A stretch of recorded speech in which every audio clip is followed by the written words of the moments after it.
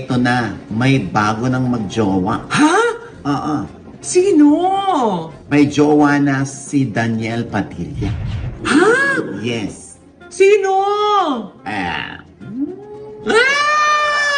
may nagsabi lang naman sa akin. Sino? Depende sa kanila kung aaminin nila or i-deny nila. Oh, sino nga? Artista? Yes. Ha? Hindi ng showbiz? Artista, syempre, hindi na Ay, showbiz. sino? Daniel Padilla Oh. and Kyla Estrada. Ha? Teka lang muna. Akala ko hindi yan totoo.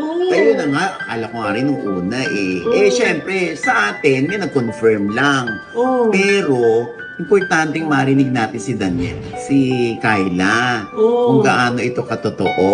Ah, kaya pala lagi sila nakikita madalas together. Yes, meron akong friend Oh. na nakakita sa kanila na Oh. nakasabay sila sa power plant. Oh. Nanood si Kyla at saka si Daniel, di ba? Oo. Tapos bungiskis daw ng bungiskis yung dalawa. Although may mga iba pa silang kasama.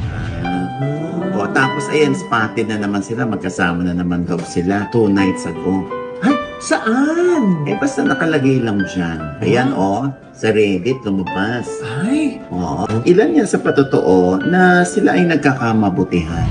Oh. O, tsaka, Diyos ko naman, wala naman silang sinagasaan o tinapakan. Pareho Oo. naman silang single. Tama. Oo. Naku, kuya. Baka i-bash ng mga fans niya si Kyla. Ba't Hindi naman? naman siguro. Oo. Matatalino ng mga fans ngayon. At saka- marunong na silang tumanggap na hanggang doon lang eh. Oo. Di ba? Ayun. So, isang source ang nagsabi na sila na Ay. ngayon, bahala na sila kung gusto nilang i-deny ito or aminin. At wala namang problema kung aaminin. At saka sana true. Para happy sila, di ba? Love, love, love. Oo, di ba?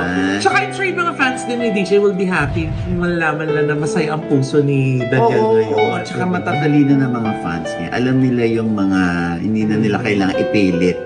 Yeah. Yung dalawang tao na imposible na. Oh. Alam mo yun? Although, hindi naman nawawala ng pag-asa mga katmil. Kaya lang, ibigay natin sa kanila yung kaligayahan nila. Kasi kung totoo tayong mga fanay nila, edi kung ano yung kaliligayan nila, nakasupport lang din tayo. Yeah. Diba? After all, si Kyla ay isang matino, maayos na babae. Yes. Diba? Mabait. Oo. Mapagmahal sa magulang. Oo. Di ba? And with that,